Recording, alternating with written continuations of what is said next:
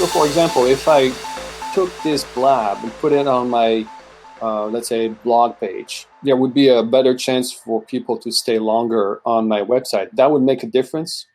Well, like that's assuming people actually like this blab. So like if they actually enjoy what we're talking about and they care enough to actually, click and watch for a few minutes, then without people, a you doubt. have to watch this. Stay for 10 minutes. Yeah. It's funny actually, because like you can even artificially create that. There's this thing called search and click. Not too many people know about, where you basically have people searching for keywords you want, clicking where you want them to click, and then clicking to enter pages, watching videos, staying on your site for 7 minutes. And this is a way that you can artificially, create those signals that you have, content that's worthy of being on the top of first page. But that's an artificial, construct. Eventually, Google is going to kind of counteract with something else, right? Or I say Google, but the other ones too, I guess. Well, it depends. It winds up being expensive. Also, if you want to get search and click traffic, it's going to be expensive because. You're paying people. Most of these people are signing in from like China and India, and of course they cover their tracks. So Google thinks that they're signing in from the U.S. But still, like, if you're paying 500 people to open up a browser and then click on your site and then stay around for 10 minutes, like it still does add up. It's really a warfare out there. It's really it totally. You know what the craziest thing is? PPC, because there's people who they actually get paid. They'll get pay per click. So say you're showing an ad, say you want to like drive people to your site to sell video services. And there's actually certain markets where they'll pay people to click on your ad just to kill your budget, because your pay per click budget, say it's like $100 a day. They'll just click on it enough to like go through your budget. That's insane. Right? And now it's an auction-based system, right? So everybody's budget is shot for the day. So what they do is they'll do that in the morning, and then in the afternoon, when you actually have the traffic, they'll get these keywords that used to cost $50 a click, but since there's no more, nobody else has budget, they're actually able to get them for like 50 cents a click. But you're saying it's actually real people who do that? Yeah. What they'll do is they'll get teams of people. They'll hide themselves. They'll pretend like they're coming in from the United States, and they'll click on your ads, and they'll spend all of your pay-per-click budget. They'll do that crazy. Early in the morning, so that way when they want to bid on the term, it's less expensive.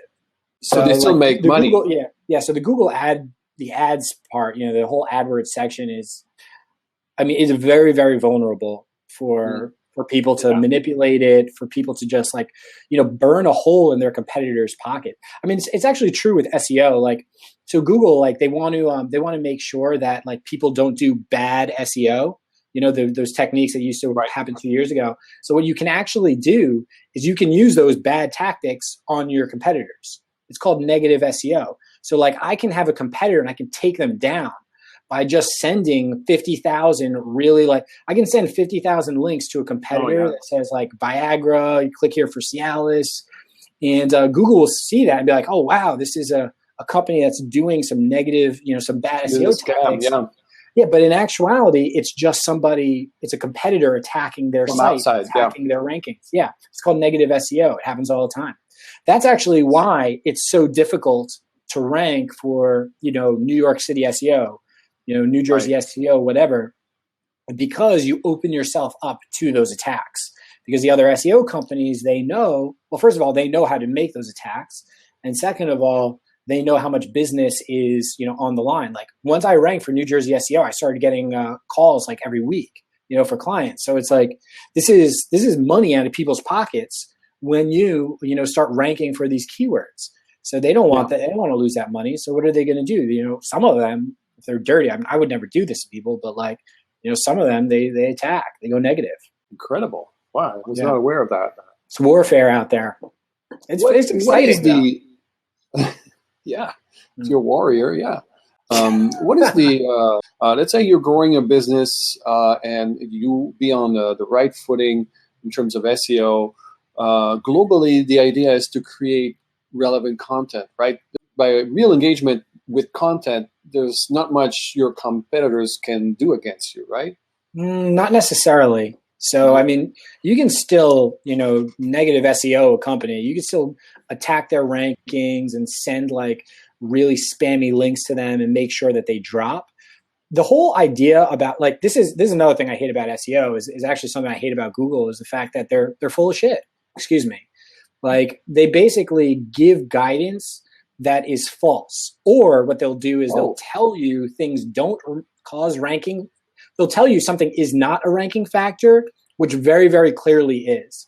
So we were talking about how we can like artificially send traffic to a website, and I've seen time and time again over the last 3 years, seen how artificial traffic will increase rankings.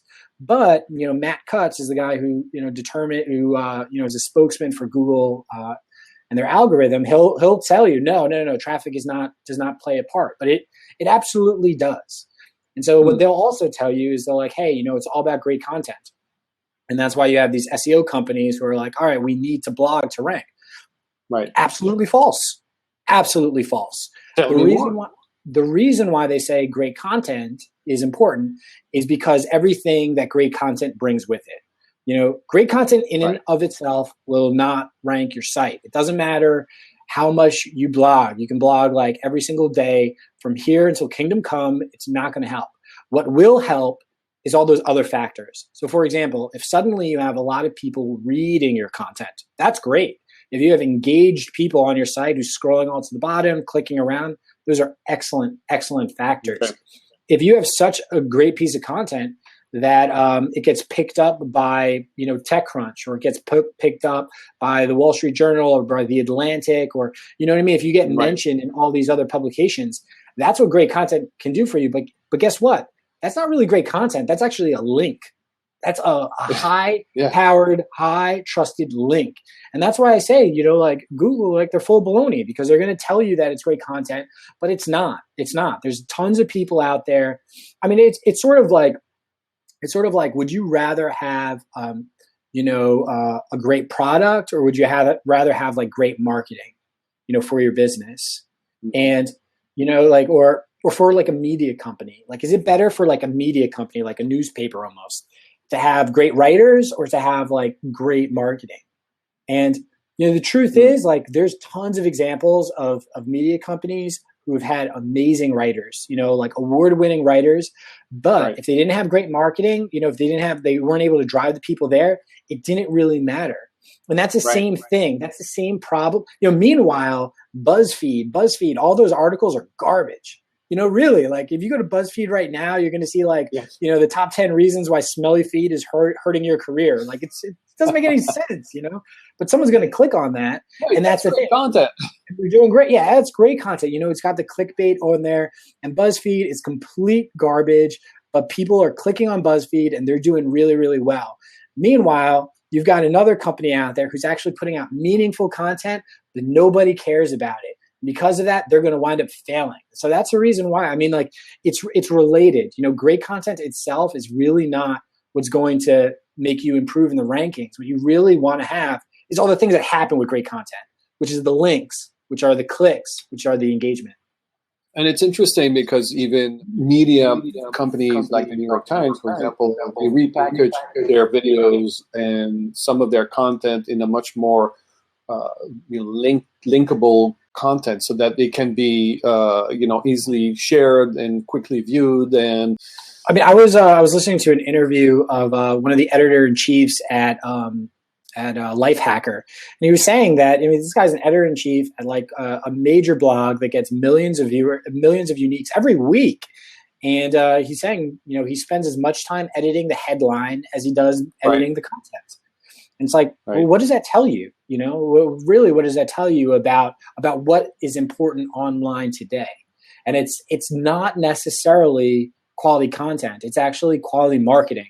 And, Google and Matt Cutts can talk about how, it's really just great quality content, but that's not it. That's not going to get you climbing up the rankings.